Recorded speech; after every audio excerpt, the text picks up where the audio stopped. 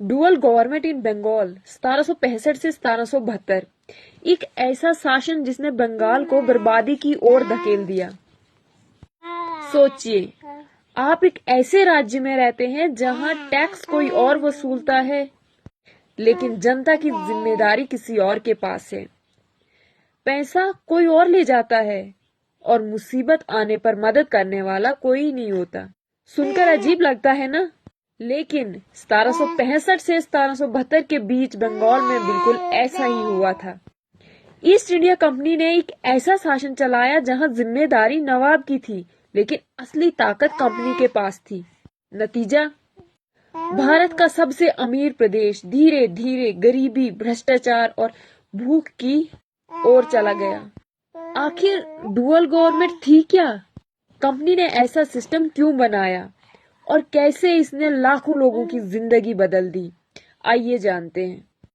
बक्सर के बाद कंपनी की ताकत। 1764 में बैटल ऑफ बक्सर में ईस्ट इंडिया कंपनी ने 3 बड़े भारतीय शक्तियों को हरा दिया था, जिनमें थे मीर कासिम, सराजुद्दौला, शाह आलम। अब कंपनी सिर्फ व्यापार नहीं कर रही थी, अब उसके पास सेना भी थी और राजनीतिक ताकत भी। 1765 में इलाहाबाद ट्रीटी हुई। इस ट्रीटी के बाद मुगल सम्राट शाह आलम टू ने कंपनी को बंगाल, बिहार और उड़ीसा की दीवानी राइट दे दी। यही कहानी से सबसे महत्वपूर्ण मोड़ शुरू होता है। दीवानी राइट का मतलब क्या था? ये एग्जाम में भी बहुत पॉइंट पूछा जाता है। दीवानी राइट का मतलब था टैक्स वसूल करने का अधिकार, रेवेन्यू कलेक्ट करने का अधिकार, आर्थिक नियंत्रण। अब बंगाल के पास पैसा कंपनी के पास जाने लगा। अब बंगाल का सारा पैसा कंपनी के पास जाने लगा, लेकिन कंपनी एक समस्या में थी। अगर वो सीधे शासन करती तो उसे जनता की जिम्मेदारी भी उठानी पड़ती। सड़क, न्याय, प्रशासन, सुरक्षा और इन सब पर खर्चा। कंपनी खर्चा नहीं करना चाहती थी, उसे सिर्फ पैसा चाहिए था। और यहीं से जन्म हुआ एक अजीब सिस्टम का। वैरन हास्टिंग नहीं, क्लाइव की चाल। 1765 में कंपनी के प्रमुख अधिकारी रॉबर्ट क्लाइव ने एक नया सिस्टम बनाया। नाम था डुअल गवर्नमेंट, दोहरा शासन। सुनने में बड़ा सिंपल लगता है, लेकिन ये सिस्टम बहुत चालाक था। कंपनी ने ताकत भी रखी थी और जिम्मेदारी से भी बच गई थी। डुअल गवर्नमेंट असल में थी क्या? इस सिस्टम में बंगाल का शासन 2 भागों में बांट दिया गया था। दीवानी, कंपनी के पास, यानी रेवेन्यू कलेक्शन, टैक्स कलेक्शन, आर्थिक नियंत्रण। और निजामत, नवाब के पास, यानी कानून व्यवस्था, पुलिस, न्याय, प्रशासन। कागजों पर लगता था कि नवाब शासन कर रहे हैं, लेकिन सच क्या था? नवाब के पास पैसा ही नहीं था, और बिना पैसे के शासन कैसे चलेगा? असली शक्ति कंपनी के पास थी। नवाब सिर्फ नाम के शासक बने रह गए। कंपनी की सबसे बड़ी चाल। अब ध्यान से समझिए, ये पॉइंट यूपीएससी और स्टेट पीएससी में भी बहुत पूछा जाता है। कंपनी ने क्या किया? रेवेन्यू खुद कलेक्ट किया, लेकिन जनता की जिम्मेदारी नवाब पर छोड़ दी। यानी प्रॉफिट कंपनी का, रिस्पॉन्सिबिलिटी नवाब की।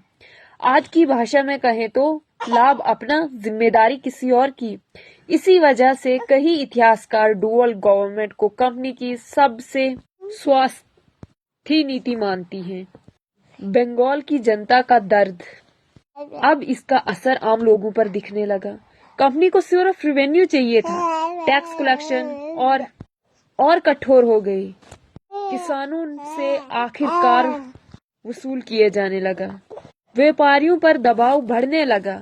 गांव की स्थिति खराब होने लगी, लेकिन जब लोगों को मदद की जरूरत होती तो कोई जिम्मेदारी नहीं मिलती। नवाब के पास पैसा नहीं था, कंपनी जिम्मेदारी लेना चाहती थी।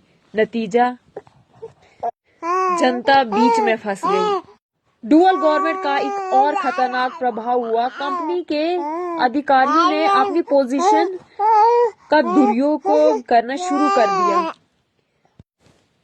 कई ब्रिटिश ऑफिसर प्राइवेट ट्रेड करने लगे, रिश्वत लेना आम बात हो गई। रेवेन्यू ऑफिशियल्स लोगों को लूटने लगे। बंगाल की अर्थव्यवस्था धीरे धीरे कमजोर होने लगी और कंपनी के अधिकारी और अमीर होते गए। और उसके बाद शुरू हुआ बंगाल का महाभयानक अकाल। अब कहानी का सबसे दर्दनाक हिस्सा। 1770 बंगाल में भयानक अकाल आ पड़ा। फसल बर्बाद हो गई। लोगों के पास खाने को अनाज नहीं था। हजारों गांव प्रभावित हुए। लाखों लोग भूख से तड़पने लगे। कई इतिहासकार मानते हैं कि लगभग 1/3 बंगाल की आबादी इस अकाल से प्रभावित हुई। सबसे दुखद बात, कंपनी टैक्स वसूल में लगी थी। जब लोग मर रहे थे तब भी रेवेन्यू की मांग कम नहीं हुई। ये घटना कंपनी की छवि पर बहुत बड़ा दाग बन गई। सिस्टम की असफलता। 1770 के अकाल के बाद सबको समझ आ गया कि डुअल गवर्नमेंट फेल हो चुकी है। प्रशासन टूट रहा है, भ्रष्टाचार बढ़ रहा है।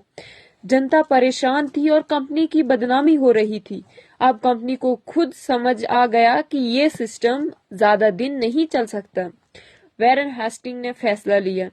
1772 में वैरन हेस्टिंग बंगाल का गवर्नर बना।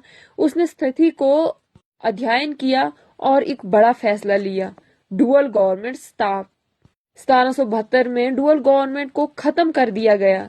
अब कंपनी ने सीधा प्रशासन अपने हाथ में लेना शुरू कर दिया। यही जो काम पहले परेड के छुपके हो रहा था अब खुलकर होने लगा। मैं आपके साथ कुछ exam special section most important fact बताती हूँ। डुअल गवर्नमेंट की शुरुआत 1765 में हुई। किसने शुरू किया? रॉबर्ट क्लाइव ने। कहा? बंगाल, बिहार, ओडिशा। दीवानी राइट किसने दिए? शाह आलम II ने। दीवान का मतलब रेवेन्यू कलेक्शन, निजामत का मतलब law and order. Bengal famine 1770। Dual government खत्म 1772। किसने स्थापित की? वैरन हेस्टिंग ने। अब अगर हम ये बोलें कि डुअल गवर्नमेंट क्यों फेल हुई, तो इसके जो मुख्य कारण है वो है पावर और रिस्पॉन्स अलग थी।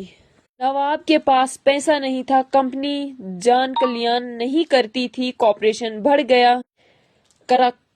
1770 फेमाइन ने सिस्टम की कमजोरी को देखा। एडमिनिस्ट्रेशन कोलैप्स होने लगा। बक्सर की जीत के बाद कंपनी को बंगाल का खजाना मिल गया, लेकिन डुअल गवर्नमेंट ने दिखाया कि कंपनी का असली उद्देश्य भारत का विकास नहीं था।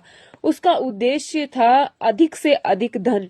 बंगाल की जनता भूख से मर रही थी, प्रशासन टूट रहा था और कंपनी अपनी तिजोरियां भर रही थी। डुअल गवर्नमेंट के 7 साल भारत को एक बहुत बड़ा सबक दे गए। जब शक्ति और जिम्मेदारी अलग हो जाएं, तो सबसे ज्यादा नुकसान आम लोगों का होता है। लेकिन बंगाल की बर्बादी और कंपनी के भ्रष्टाचार की खराबियां अब लंदन तक पहुंच चुकी थी। ब्रिटिश पार्लियामेंट ने चिंता में पड़ गई। अब पहली बार ब्रिटेन की सरकार कंपनी को कंट्रोल करने के लिए एक कानून लाने वाली थी, जिसका नाम था रेगुलेटिंग एक्ट 1773।